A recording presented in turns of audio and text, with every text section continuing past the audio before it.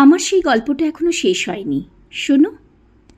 পাহাড়টা আগেই বলেছি ভালোবেসেছিল মেঘকে, আর মেঘ কীভাবে শুকনো খটখটে পাহাড়টাকে বানিয়ে তুলেছিল ২৬ বছরের ছোকরা, সে তো আগেই শুনেছ। সেদিন ছিল পাহাড়টার জন্মদিন। পাহাড় মেঘকে বললে, আজ তুমি লাল শাড়ি পরে আসবে। মেঘ পাহাড়কে বললে, আজ তোমাকে স্নান করিয়ে দেব চন্দন জলে। ভালোবাসলে নারীরা হয়ে যায় নরম নদী, পুরুষেরা জ্বলন্ত কাঠ। সেইভাবেই মেঘ ছিল পাহাড়ের আলিঙ্গনের আগুনে, পাহাড় ছিল মেঘের ঢেউ জলে। হঠাৎ আকাশ জুড়ে বেজে উঠল ঝড়ের জগঝম্প।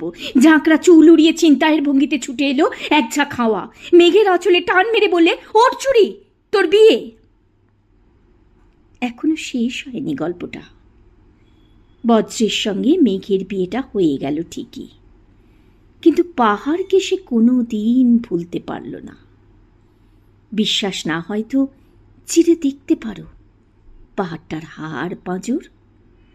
ভিতরে থই থই করছে শত ঝর্ণার জল।